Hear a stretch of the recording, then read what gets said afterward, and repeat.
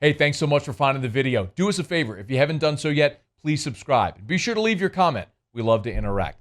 Enjoy the video.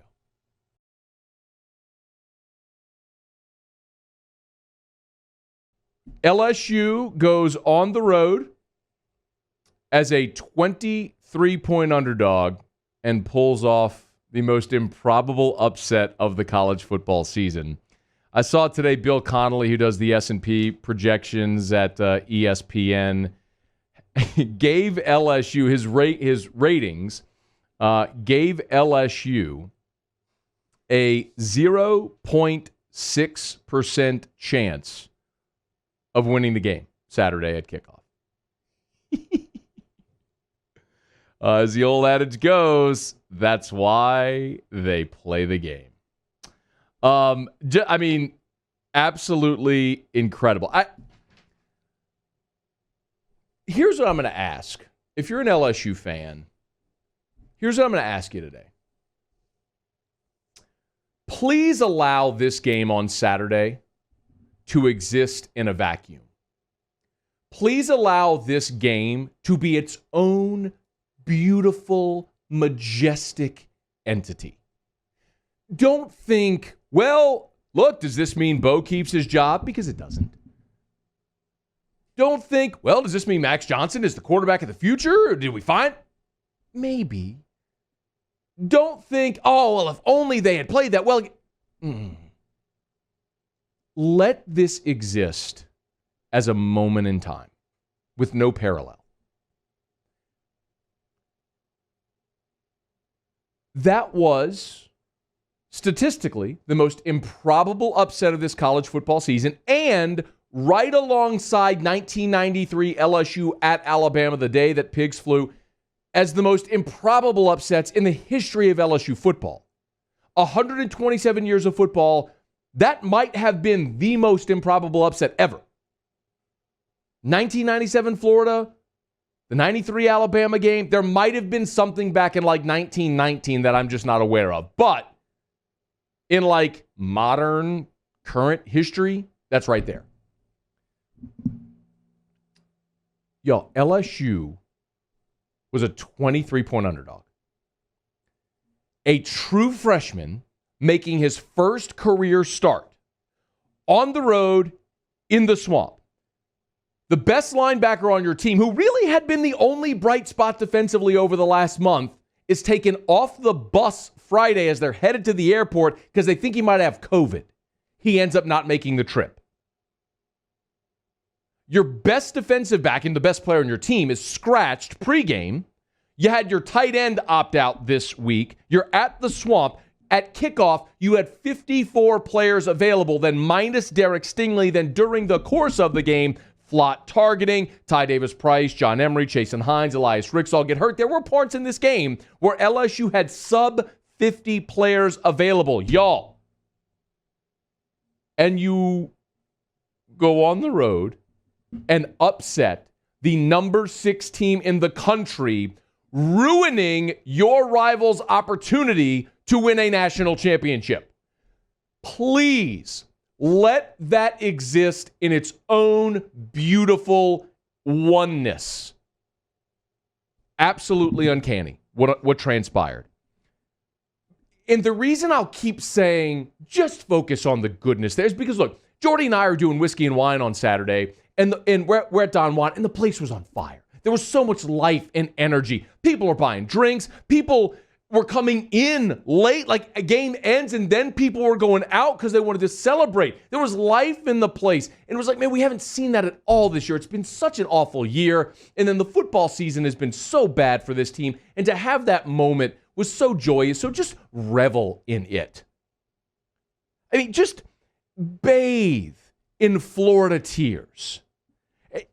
Enjoy all the shoe memes and the puns like, I thought Florida was a shoe-in.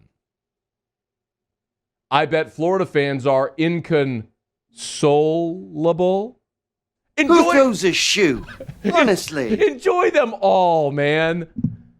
And it happened 4 days before the early signing period. So now Ed and this staff can go to every recruit and say, see, we are pointed in the right direction. They have something tangible that they can sell and show and say, look, this is where we're headed. Our guys are bought in. And whether you believe it or not, and they obviously have a long way to go, they have something tangible that they can show and say, look, we are doing things right. We do have buy-in. We're playing young guys. We're headed in the right direction.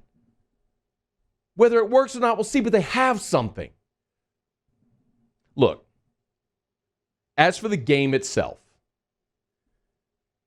to pull off an upset like that, you need the team that is the favorite to make a bunch of mistakes. Like, that's got to happen. And it did. Florida made a ton of mistakes in this ballgame. But similarly, when that team makes the mistakes, the underdog has to capitalize. And time again on Saturday night, LSU did.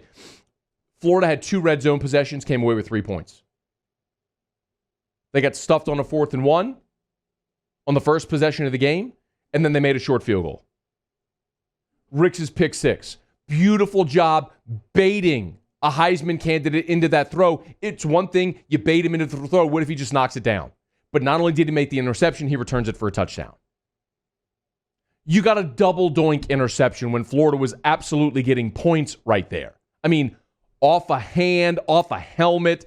The defensive player that's laying down manages to get back up, get his knees up, catch the ball, tap one knee in before falling. You know what? Like, all those things went your way.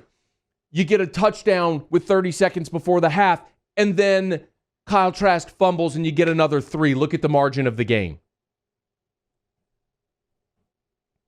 On LSU's final touchdown drive of the game, it looked like Florida had gotten off the field. Marco Wilson has a PI. Boom, first down. You convert the touchdown on that drive. That was the touchdown pass to Bradford. On the game-winning drive, the field goal, the shoe toss. I mean, the same guy who had the PI on the touchdown drive, Marco Wilson, throws a shoe. They're off the field. Florida is off the field. It's 3rd and 8. You throw a little dump off to Cole Taylor. He stops short. Florida's off the field. They're getting the ball with a chance to go win the game. Idiot throws a shoe. You get it. You put together a few more first downs. Boom, 57-yarder in the fog. Nails it. Their veteran kicker, Evan McPherson, who's been there forever, one of the best kickers they've ever had in the program history, hooks it. I mean, LSU needed breaks. Florida opened the door, and LSU walked right through. A couple of other things that I'll say. When you have an upset like that, we talk about it all the time, when you're trying to pull an upset, if you are the favorite, what you have to do is not allow that team any hope. You've got to make the issue not an issue, make it decided early. Last week against Alabama, opening possession of the game, touchdown, and everyone's going, here we go. Saturday against Florida, second play of the game, 44 yards down the middle. Flott was lucky to get a hand on him to bring him down, otherwise it's 6. But LSU comes up with the goal line stand. Stupid by Dan Mullen not to take points. But LSU comes up with the goal line stand, and you go, all right. Next possession, Florida scores. LSU gets the ball back. 11 plays, 75 yards, touchdown. There was your answer. And all of a sudden, it was like Rocky IV where the Russian was cut, and Rocky comes to the sideline, and you got the trainer go, you see, he is a man. And you're, dun, dun, dun, dun, dun, dun, dun, dun, dun, dun, dun. And it's like, now here comes the montage of them fighting for 12 rounds. And you knew in that moment, LSU was here for a fight. Like, you knew those kids that were getting their first opportunity to play were there. They were there for a fight. And I'll be damned if they didn't win it. Florida's next touchdown drive. Boom. LSU responded again with this time with a 9-play, 75-yard touchdown drive right before half. And then they get the fumble and the field goal. They're up 7 at half. Get a field goal to start the second half, and now you're up 10. And all of a sudden you're looking around going, damn, they might do this. You had to get breaks. Florida obliged. And LSU capitalized on every one of them. What a day it was. Listen, don't ignore the very real issues that this program has that still need to be addressed. But Bo Pelini ain't keeping his job, y'all. They gave up 34 points and 609 yards on Saturday. That ain't good. If that's the thing you're trying to use as your argument to keep him in place, just think in a vacuum, 34.609 yards. That ain't good. Maybe Max Johnson will be the guy. Maybe not. We said the same thing about TJ Finley after they routed South Carolina and he looked like a Heisman candidate. And he comes up with a game-winning drive on the road in the rain against Arkansas. And he's had good moments and freshman moments, and the same would happen for Max, okay? But don't think about those things today. It's not worth thinking about those things today. Just revel in Florida's misery. Bathe in Gator tears. Enjoy this. Because damn it, after this year, we have all earned it. Hey, thanks so much for watching. Please leave your comments. I love to interact. And be sure to hit the red subscribe button below.